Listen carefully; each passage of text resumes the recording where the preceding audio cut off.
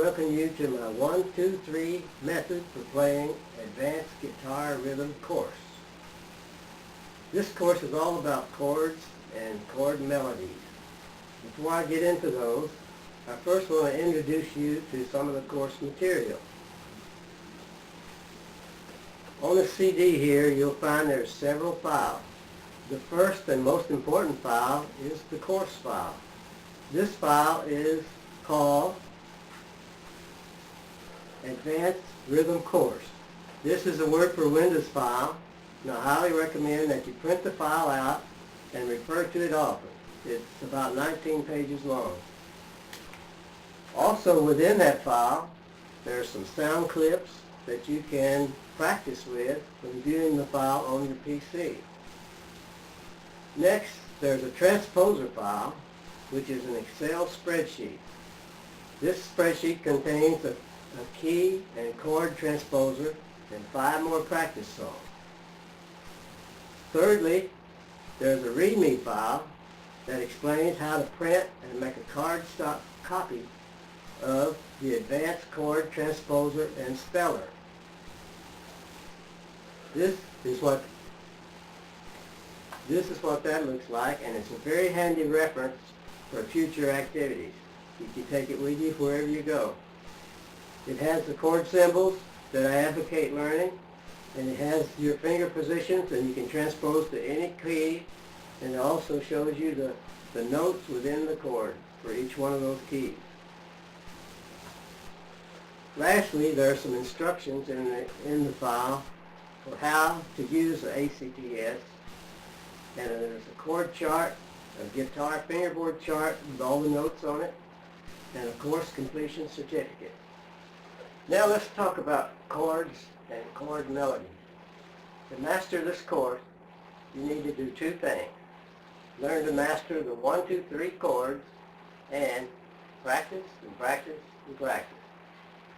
Chords are the heart of any guitar rhythm course. First, let me mention the premise behind my course. I've been playing the guitar as a hobby for more than 50 years, and the majority of all those years I played open string chords, like most guitarists do when they first start out. Actually, there's nothing wrong with open string chords, and many singers play them today. But let me show you some differences between the farmer chords and the 1, 2, 3 chords in my course. And these differences form the basis for my course. Take the open string chord of G. When you pick strum it, it sounds something like this.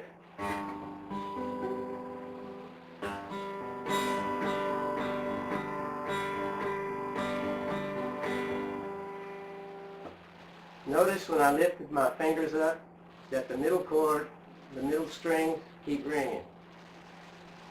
And if you're playing a fast song that has a lot of chord changes in it, when you get to the next chord, you might still have a string that's ringing, and that's not always desirable. Now, let me play the same chord with an orchestra style chord that I have named chord 1, and it sounds like this. This is the G chord. Pick strumming it.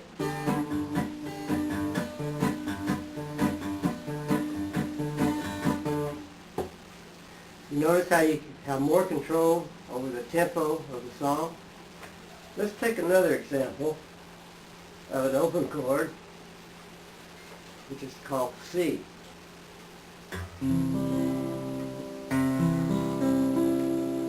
When you pick strum it, it sounds something like this.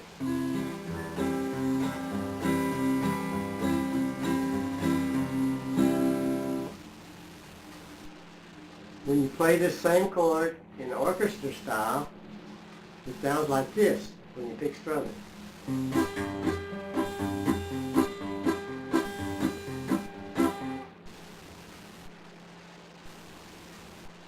Now let's talk about the 1, 2, 3 chords in general. I'll come to the 3 chord in just a minute.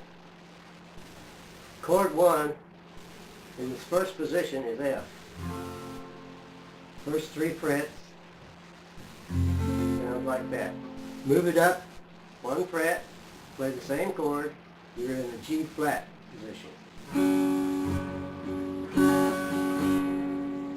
Move it up 1 more fret, you're in the G position again. Go to the 5th, 6th, and 7th fret, you have a nice sounding A chord. In fact, this chord defines all the different positions on the fingerboard. It's possible to play one song, complete song with just one chord.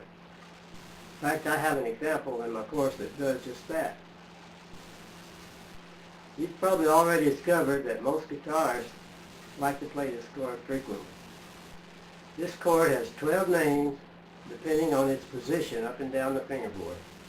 But it's still just chord 1 because it's formed the same way in all these positions. Let's take chord 2 now. It sounds like this when you play it in the F position.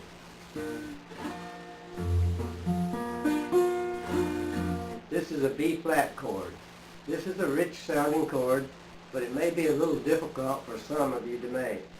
I usually make it by bending the first joint on my 3rd finger so that it just touches strings number 2, 3, and 4, and I bar the 1st fret. Move it up and you have a B, chord B. 1 more fret, and chord C again. Now we'll take chord 3 of the foundation chord. When played in the F position, it's a C7 chord, and it sounds like this when you pick strumming.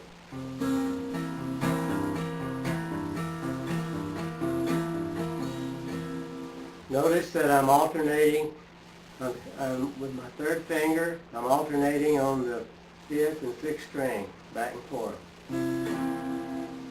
When you play it in the A position,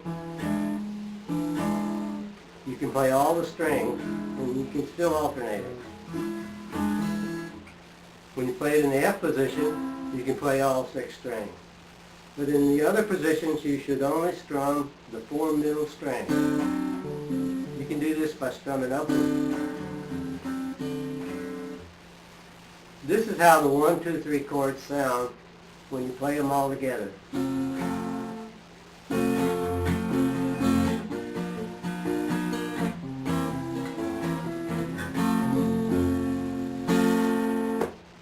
Think about these advantages of the 1, 2, 3 chords.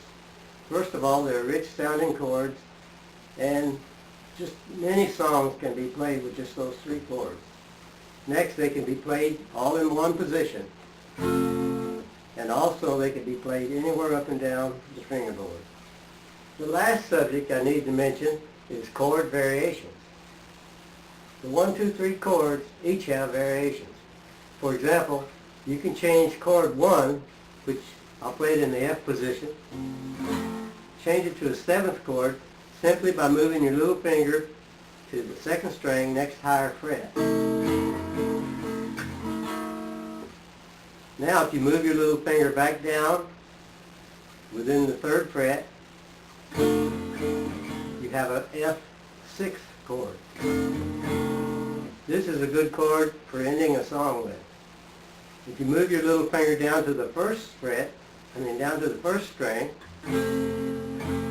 you have an F9 chord. I talk about these chord variations in much more detail in my course material. My course don't dazzle you with 500 different chords like many courses do. Instead, I advocate learning just 7 or 18 different chords. With those 18 different chords, you can play any song in any key. And those 18 chords are in my transposer. Also, those 18 chords are just variations of the 1, 2, 3 chords. Now it takes 3 things to make a good song: a melody, a bass, and a rhythm. And if you learn to pick the chords with your fingers, you can play all 3 of those things. I call this pick strumming the chords. Here's a demonstration of what I mean. This is an old song from the 1940s called Please don't talk about me when I'm gone. Key of A.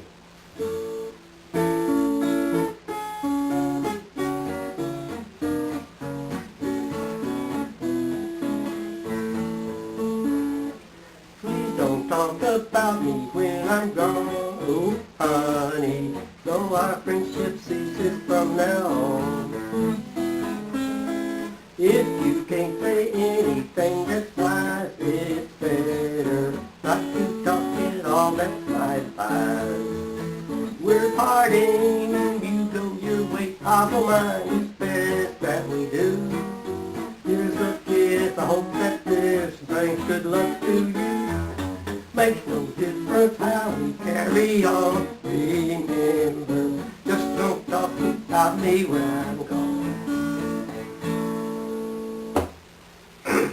Thanks, and welcome to my course, and have many enjoyable hours of playing the bass guitar rhythm.